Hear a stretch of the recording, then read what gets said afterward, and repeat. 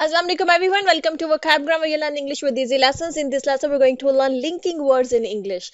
Linking words पे मैं पहले भी एक वीडियो बना चुकी हूँ जिसपे आपका काफ़ी अच्छा रिस्पॉन्स आया, तो मुझे लगा कि मुझे कुछ और लिंकिंग वर्ड्स को भी एक्सप्लेन करना चाहिए क्योंकि ये बहुत इंपॉर्टेंट है। आपकी स्पोकन इंग्लिश के लिए भी इंपॉर्टेंट है, आपकी राइटिंग के लिए, एकेडमिक राइटिंग के लिए भी बड़े इंपॉर्टेंट होते हैं। जो लोग प्रिपेयर कर रहे हैं एग्जाम्स के लिए, जाहिर है वहाँ पर जब एकेडमिक राइटिंग आपको करनी होती है, एसेस वगैरह राइट करने होते हैं, वहाँ पर ये लिंकिंग वर्ड्स बहुत इंपॉर्टेंट रोल प्ले करते हैं। हमारी स्पोकन इंग्लिश में भी बहुत इंपॉर्टेंट रोल प्ले करते हैं, तो दोनों के लिए ये लिंकिंग वर्ड्स को जो समझना है, जानना है, इंपॉर्टेंट है। अब लिंकिंग वर्ड्स होते क्या है, इनको कंजंक्शंस भी बोला जाता है। तो लिंकिंग वर्ड्स कहें, कंजंक्शंस कहें, ये क्या करते हैं, ये दो सेंटेंसेस या क्लॉजेस को आपस में जोड़ते हैं। क्या मतलब इसका, देखिए जब हम लंबे लंबे सेंटेंसेस बोलते हैं ना, ये लंबे लंबे सेंटेंसेस लिखते हैं, ठीक है, तो उनमें क्या होता है कि दो डिफरेंट आइडियाज को आपस में जोड़ने का ये काम करते हैं उन लॉन्ग सेंटेंसेस के दरमियान में। अब वो क्या होता है, मैं आपको आगे जब ये लिंकिंग वर्ड्स पढ़ाऊंगी, जिन्होंने पहले पिछला लेसन देखा है, अगर नहीं देखा है तो देख लीजिए, वहां पे भी बहुत अच्छे, मैं उसका लिंक आपको डिस्क्रिप्शन में प्रोवाइड कर दूंगी, वहां पे भी बहुत अच्छे अच्छे जो है वो मतलब वर्ड्स मैंने सिखाए हैं आपको। और आज के लेसन में उसके मजीद वर्ड्स हैं जो कि आपके लिए बड़े इंपॉर्टेंट हैं जानना। तो चलिए शुरू करते हैं। हम पहला जो हमारा लिंकिंग वर्ड है वो है वेयर एज, ठीक है। वेयर एज को हम उर्दू में कह सकते हैं जबकि। जब हम दो, ये किस लिए यूज होता है, जब दो जो कंट्रास्ट में हम जब कंपैरिजन कर रहे होते हैं, दो डिफरेंट सेंटेंसेस होते हैं, उनका आपस में हमने कंपैरिजन हम बोलने के दौरान कर रहे होते हैं, तो वहां पर उन दो डिफरेंट सेंटेंसेस को, दो डिफरेंट आइडियाज को जब हम उनके दरमियान में एक कंपैरिजन सा कर रहे होते हैं, तो उनको जोड़ने के लिए जो वेयर एज है वो इस्तेमाल होता है, और इसको जबकि के मीनिंग में इस्तेमाल किया जाता है। जैसे देख लें, सेंटेंस देख लें, the company invested heavily in marketing. Company ने जो है ना, मार्केटिंग के अंदर बहुत हैवी इन्वेस्टमेंट की है, मतलब बहुत ज्यादा पैसा लगाया है।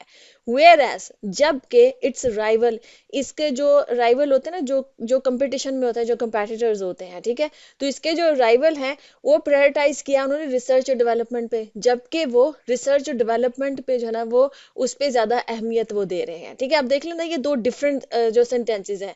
The company invested heavily in marketing, ये एक सेंटेंस है। दूसरा है कि its rival prioritise research and development, ये दूसरा सेंटेंस है। इन दो सेंटेंसेस को अब ये कंट्रास्ट है कि एक कंपनी तो ये कर रही है, दूसरी कंपनी जो कि आपस में एक दूसरे के राइवल्स हैं, वो दूसरा काम कर रही है। अब इनको जब जोड़ा आपस में, तो किस तरह से जोड़ा, जबकि जब हम उर्दू में जैसे बोलते हैं वेयर एज लगा के। अच्छा, इसको सिंपल सेंटेंस में अगर मैं आपको बताऊं, जैसे कि अगर आपने ये कहना है कि मैं तो पढ़ रहा हूं जबकि वो खेल रहा है, तो आप ये कहेंगे I am studying whereas he is playing, ठीक है ना। अब ये दो जुमले हैं, मैं पढ़ रहा हूं, वो खेल रहा है, दो जुमले हैं।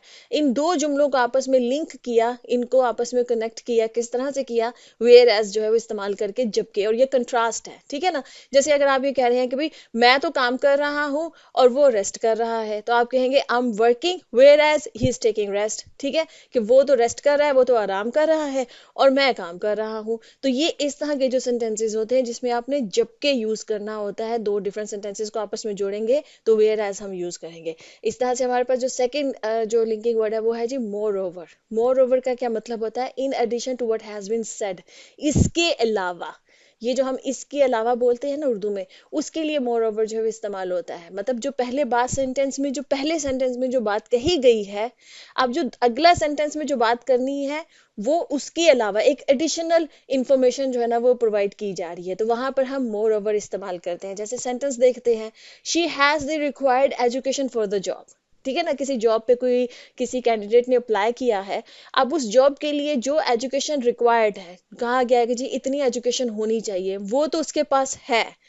एंड मोर ओवर, और इसके अलावा अब एक एडिशनल उसकी क्वालिटी बताई जा रही है कि भाई देखिए हमें ये एजुकेशन चाहिए थी इस जॉब के लिए, वो इस कैंडिडेट के पास है, लेकिन इसके अलावा she has 5 years of experience in the field, कि उसके पास 5 साल का एक्सपीरियंस भी है। अब ये एडिशनल इंफॉर्मेशन हमने दी है इसके अलावा बात करके, ठीक है ना। दो सेंटेंसेस को यहाँ भी जोड़ा है कि she has the required education for the job, उसके लिए जो भी रिक्वायर्ड एजुकेशन हमें जो चाहिए, कितनी क्वालिफिकेशन होनी चाहिए, वो उसके पास क्वालिफिकेशन है, और इसके अलावा उसके पास 5 साल का एक्सपीरियंस भी है इसी सेम फील्ड के अंदर, जिस फील्ड में मतलब जो जिसके लिए वो अप्लाई कर रही है, जिस जॉब के लिए, ठीक है जी। तो ये हो गया जी मोर ओवर। नेक्स्ट हमारे पास है वो है जी फर्दर मोर। फर्दर मोर का भी यही मतलब है, इन एडिशन टू, ठीक है, इसके अलावा। अब आप कहेंगे कि मोर ओवर और फर्दर मोर में क्या डिफरेंस है, कोई डिफरेंस नहीं है। बहुत मामूली सा सटल सा डिफरेंस है, मतलब कि जो ना होने के बराबर है, जो अक्सर किताबों में बड़ी डिटेल में एक्सप्लेन किया जाता है, आप उसमें ना जाए। ये इंटरचेंजेबली भी जो है ना एक दूसरे के साथ इस्तेमाल हो सकते हैं। आप मोर ओवर इस्तेमाल कर लीजिए, फर्दर मोर इस्तेमाल कर लीजिए, ये आपकी पर्सनल प्रेफरेंस है। दोनों का मतलब यही है। इसके अलावा इसी तरह से दो सेंटेंसेस को जोड़ेंगे, ये जैसे कि the project was completed ahead of schedule, कि जो प्रोजेक्ट था वो स्केड्यूल जो होता है, मतलब जितना उसको प्लान किया गया था कि इस टाइम तक हमने कंप्लीट करना है, उससे पहले ही कंप्लीट कर लिया गया। अहेड ऑफ स्केड्यूल का मतलब यह है कि जो उसके लिए प्लान टाइम था, उस प्लान टाइम को के खत्म होने से पहले ही उसको कंप्लीट कर लिया गया। फर्दर मोर, और इसके अलावा अब ये एडिशनल इंफॉर्मेशन दी जा रही है कि रिक्वायरमेंट तो इतनी ही थी कि भाई इस टाइम तक जो ना प्रोजेक्ट कंप्लीट हो जाना चाहिए, और वो उससे पहले ही कर लिया, ठीक है ना। फर्दर मोर, इसके अलावा इट केम अंडर बजट, और ये बजट में हमने जो है इसको कंप्लीट किया है, मतलब बजट एक्सीड नहीं हुआ है, मतलब वक्त से पहले भी कंप्लीट किया और बजट के अंदर अंदर रह रह के कंप्लीट किया, ठीक है। तो कोई ज्यादा इसमें पैसे भी नहीं लगे, ऐसा नहीं हुआ कि जितना बजट इसके लिए एलोकेट किया गया था इस प्रोजेक्ट के लिए उससे ज्यादा पैसे लगे, नहीं लगे, ठीक। तो उसके अंडर कर लिया। तो दो इंफॉर्मेशन जो है ना यहाँ पर, मतलब एक इसके अलावा करके जो एडिशनल इंफॉर्मेशन है वो प्रोवाइड की जा रही है, ठीक जी। नेक्स्ट हमारे पास वो है जी कन्वर्सली। अब इसको समझिए, कन्वर्सली भी इस्तेमाल किया जाता है as a linking word conjunction. अच्छा, इसका क्या मतलब होता है? इसका मतलब होता है in a way that is opposite to what has been mentioned, ठीक। जैसे मैंने आपको पहले कहा ना, पहले जो हमने मोर ओवर या फर्दर मोर हमने इस्तेमाल किया, वो क्या करता है, वो जो पहला जुमले में जो इंफॉर्मेशन दी गई है उसके अलावा एक एडिशनल इंफॉर्मेशन नेक्स्ट जुमले में प्रोवाइड की गई है, तो वहां पर हम मोर ओवर या फर्दर मोर लगाते हैं। लेकिन अगर हमने ये करना है कि जो पहले जुमले में इंफॉर्मेशन प्रोवाइड की जा रही है, जो नेक्स्ट जुमले में आनी है ना बात, वो उसके बरक्स है, उसके ऑपोजिट है, तो फिर हम कन्वर्सली यूज करते हैं, ठीक। इसको समझ लीजिए कि ये एक दूसरे के ऑपोजिट इस्तेमाल होंगे, मतलब एडिशनल इंफॉर्मेशन के लिए फर्दर मोर या मोर ओवर इस्तेमाल होगा, लेकिन अगर उसके कंट्रास्ट में कोई ऑपोजिट इंफॉर्मेशन प्रोवाइड करनी है तो फिर हम कन्वर्सली इस्तेमाल करेंगे। और उर्दू में जैसे हम कहते हैं ना कि इसके बरक्स, ये इसके बरक्स के मीनिंग में इस्तेमाल होता है कन्वर्सली। जैसे कि इसको सेंटेंस में देख लीजिए, she prefers T in the morning, मतलब उसको सुबह जो है ना वो चाय पसंद है। प्रेफर का मतलब ये होता है, प्रेफरेंस होती है ना कि आपको आप क्या पसंद करते हैं, आपके पास चॉइसेस हैं, उनमें से आपको क्या चीज है जो आप पसंद करते हैं कि मैं ये लूंगा, ठीक है। तो वो जो है ना, she prefers T in the morning, वो जो चाय पसंद करती है। कन्वर्सली, इसके बरक्स, अब ऑपोजिट बात होनी है, ठीक है। इसके बरक्स हर सिस्टर, उसकी जो बहन है, always starts a day with a cup of coffee, वो सुबह अपना दिन जो शुरू करती है वो कॉफी से शुरू करती है, मतलब ऑपोजिट बात हो रही है। ये कोई एडिशनल इंफॉर्मेशन नहीं है, ये दोनों जो जुमले में बताया जा रहा है ये ऑपोजिट जो है ना इंफॉर्मेशन प्रोवाइड की जा रही है कि एक बहन तो सुबह चाय लेती है, जबकि उसके बरक्स जो है वो कन्वर्सली क्या है, वो उसकी जो दूसरी बहन है वो कॉफी से अपना दिन स्टार्ट करती है, ठीक है। तो जब ऑपोजिट इंफॉर्मेशन देनी हो तो वहां पर हम कन्वर्सली इस्तेमाल करते हैं, और उर्दू में इसका मीनिंग होगा इसके बरक्स, ठीक।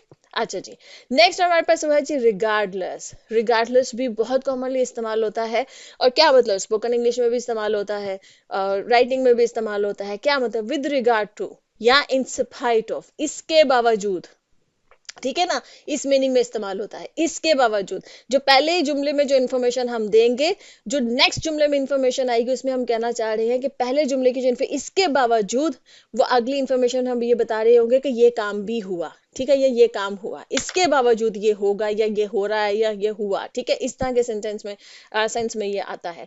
सेंटेंस देख लेते हैं। He was determined to finish the marathon, किसी ने मैराथन जो है वो उसमें पार्टिसिपेट किया, और वो डिटर्मिन्ड था, मतलब उसने पक्का फैसला किया हुआ था कि भी मैंने मैराथन जो है ना वो फिनिश करनी है, मतलब फिनिशिंग लाइन तक मैं पहुंचूंगा या पहुंचूंगी।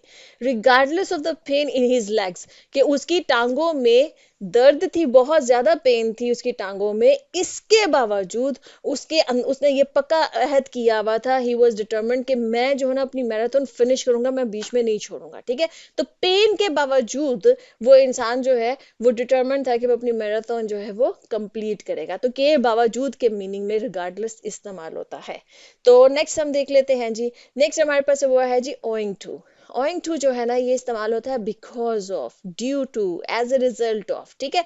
मतलब कि जब आपने ये कहना होता है कि इसकी वजह से ये हुआ, या आपने कहना है कि इसके नतीजे में ये हुआ, ठीक है, इसके नतीजे में या इसकी वजह से, ये इस मीनिंग में ओइंग टू जो है ना वो इस्तेमाल होता है। सेंटेंस देख लेते हैं, जैसे कि the event was cancelled owing to, मतलब इवेंट कैंसिल हुआ, किस वजह से हुआ। अब वो बता रहे हैं आगे कि अ लैक ऑफ पार्टिसिपेंट्स, जो उसमें जिन लोगों ने पार्टिसिपेट करना था उस इवेंट में, लोग ही नहीं आए ज्यादा, लोग बहुत कम थे, क्योंकि कमी की वजह से, लैक की वजह से, पार्टिसिपेंट्स की, जो जिन लोगों ने वो इवेंट अटेंड करना था, उसमें पार्टिसिपेट करना था, उसमें हिस्सा लेना था, वो लोग ही इतने कम थे, तो उसकी वजह से इवेंट क्या हो गया, वो कैंसिल हो गया। तो ओइंग टू हमने यहाँ पर इस्तेमाल किया की वजह से के मीनिंग में, जैसे कि owing to his hard work and dedication, उसकी मेहनत और डेडिकेशन की वजह से he received a promotion, उसको प्रमोशन मिली। ठीक है, तो इस तरह से हम उसको जुमले के दरमियान में भी owing to को इस्तेमाल कर सकते हैं, स्टार्ट में भी इस्तेमाल कर सकते हैं। ठीक है जी, नेक्स्ट हमारे पास है वो है जी अकॉर्डिंगली। अकॉर्डिंगली कब इस्तेमाल होता है? अकॉर्डिंगली इस्तेमाल होता है जब हमने कहना होता है कि इसके मुताबिक, इसके मुताबिक जब हमने जुमलों में बोलना होता है तो वहां पर हम अकॉर्डिंगली इस्तेमाल करते हैं। जैसे कि the deadline for the project was extended, कि जो प्रोजेक्ट की डेडलाइन है, जैसे कि जो टाइम उसको दिया गया था, जो डेट दी गई थी, उस डेट से, जो डेट आगे बढ़ा दी गई। एक्सटेंड करने का मतलब यह है कि आगे बढ़ा दी डेडलाइन, कि अगर उसको 15 को डेडलाइन थी, महीने की 15 को, तो अब उसको बढ़ा के 20 तारीख तक कर दिया। ठीक है, तो एक्सटेंड कर दिया उसको। ठीक है, एंड अकॉर्डिंगली, और इसके मुताबिक। ठीक है, चूंकि डेडलाइन जो बढ़ी आगे, तो जो अगला अरेंजमेंट हो रहा है, जो भी चीजें नेक्स्ट हो रही है, वो फिर इस इवेंट के मुताबिक हो रही है, ये जो डेडलाइन आगे हुई है। ठीक है, तो इसके मुताबिक फिर the team adjusted their work schedule. ठीक है, कि टीम जो है ना, उसने फिर अपने काम का जो स्केड्यूल है ना, वो फिर उस डेडलाइन के मुताबिक उसको एडजस्ट किया कि अच्छा जी हमें आज इतना कंप्लीट करना है, फिर इतना, फिर इतना। ठीक है, क्योंकि एक्सटेंड हो गई है, आगे बढ़ गई है, तो उन्हें एक रिलैक्सिंग टाइम मिल गया है, तो उस वजह से उन्होंने फिर अपना जो स्केड्यूल था, पहले जो इतना स्केड्यूल हो सकता है उनका पहले टाइट होकर भी बहुत ज्यादा काम डेली हमें करना पड़ेगा, अब थोड़े से रिलैक्स हो गए, तो उसके अकॉर्डिंगली, मतलब फिर उसके मुताबिक फिर उन्होंने अपना जो ना उसको जो है वो एडजस्ट किया अपने काम के जो वक्त को। ठीक है, जैसे कि नेक्स्ट हमारे पास सेंटेंस है the weather forecast predicted heavy rain. Weather की जो फोरकास्ट आती है ना, जब हम सुनते हैं रोज, हमें अब तो मोबाइल फोन पे भी मिल जाती हैं, एप्लीकेशन होती हैं। ठीक है, तो weather forecast predicted heavy rain, की जो वेदर है, फोरकास्ट है, उसके बाद उसमें ये कहा जा रहा है कि जी बहुत तेज बारिश होगी। अकॉर्डिंगली, और उसके मुताबिक, द आउटडोर इवेंट वाज रीस्केड्यूल्ड, कि जो आउटडोर इवेंट था, जो बाहर इवेंट करना था, फिर उसको रीस्केड्यूल कर दिया, क्योंकि आज अगर बारिश है तो हो सकता है उसको फिर कल पे जो ना कर दिएगा, उसका मतलब उसका टाइम डेट जो है ना वो चेंज कर देगी। ठीक है, और किस तरह चेंज की, इसके मुताबिक, क्योंकि वेदर फोरकास्ट के मुताबिक, उसके अकॉर्डिंगली फिर चेंज की कि अच्छा जी अब आज रेन है, अगर बहुत हैवी रेन है, या फलां डेट को बहुत हैवी रेन है, तो चलो जी या तो उससे पहले कर लो या उसके बाद कर लो। ठीक है, तो उसके मुताबिक फिर उसको रीस्केड्यूल किया, उसका टाइम और डेट को चेंज किया गया। नेक्स्ट हमारे पास है वो है जी लाइकवाइज। लाइकवाइज हम यूज करते हैं जब हमने ये कहना होता है इन द सेम वे या सिमिलरली, इसी तरह से, ये जो हम बोलते हैं ना जुमले इसी तरह से, उसके लिए इस्तेमाल होता है लाइकवाइज। जैसे क्या है, the restaurant is known for its delicious desserts, कि जो रेस्टोरेंट है ना, वो अपने बहुत ही डिलीशियस मजेदार किस्म के जो डिजर्ट्स होते हैं ना, डिजर्ट्स कहते हैं मीठे को। ठीक है, जो मजेदार किस्म के उसके जो मीठे है ना, उसके लिए वो बहुत मशहूर है। ठीक है, एंड द सेवरी डिशेज, और जो नमकीन डिशेज हैं। ठीक है, सेवरी कहते हैं जो नमकीन डिशेज होती हैं, जिसमें जो स्पाइसी होती हैं, जो मीठी नहीं होती हैं। ठीक है, तो एंड द सेवरी डिशेज, और जो नमकीन जो उनके पास डिशेज हैं, लाइकवाइज इसी तरह से, similarly receive rave reviews from customers, कि उनको भी बहुत ही पॉजिटिव किस्म के बहुत अच्छे जो है ना रिव्यूज मिलते हैं। मतलब कि मशहूर तो है कि वो उसके डिजर्ट्स बड़े डिलीशियस है, उसके मीठे बड़े जो है ना वो मजेदार है, लोगों में बड़े मशहूर है, लेकिन इसी तरह से उसकी जो नमकीन डिशेज है उनको भी अच्छे रिव्यूज मिलते हैं। रेव रिव्यूज का मतलब ये होता है अच्छे रिव्यूज। ऐसे जैसे कोई किसी मूवी के बारे में भी आप अक्सर सुनेंगे कि भाई इस मूवी को बड़े रेव रिव्यूज मिले हैं। रेव रिव्यूज का मतलब कि बड़े अच्छे रिव्यूज मिले, जिन्होंने भी इस मूवी को देखा है वो कह रहे हैं कि जी बहुत अच्छी मूवी है। ठीक, इसी तरह किसी भी इवेंट के बारे में, जी वो इवेंट फला इवेंट हुआ और उसके बारे में रेव रिव्यूज मिले, कि जिन्होंने भी वो इवेंट अटेंड किया है वो बाहर आके कह रहे हैं कि इवेंट बहुत अच्छा था, बहुत सक्सेसफुल था, जिस चीज के बारे में भी वो इवेंट था जी बड़ी जबरदस्त थी वो। ठीक है। तो रेव रिव्यूज का मतलब होता है बहुत अच्छे, जिसके बारे में जो लोग जो है वो आकर कहें कि भी बहुत अच्छा था ये, ठीक है। तो रेस्टोरेंट जो है उसके जो डिजर्ट्स के लिए तो वो बड़ा मशहूर है, लेकिन इस सिमिलरली लाइक वाइज इसी तरह से उसकी जो सेवरी डिशेज हैं, उसकी जो नमकीन डिशेज हैं, उनको भी बड़े अच्छे रिव्यूज मिलते हैं। ओके जी फ्रेंड्स, यहाँ पे लेसन खत्म होता है। आई होप कि आपको इंटरेस्टिंग लगा लेसन, आपने इंटरेस्टिंग वर्ड सीखे। आपके जहन में कुछ और लिंकिंग वर्ड्स, कंजंक्शंस आपके जहन में आ रहे हैं जो आप चाहते हैं कि मैं एक्सप्लेन करूँ, तो आप उसको कमेंट्स में मेंशन कीजिएगा। इंशाल्लाह फिर नेक्स्ट लेसन में मैं उनको इंक्लूड करूंगी। ओके जी, अल्लाह हाफिज।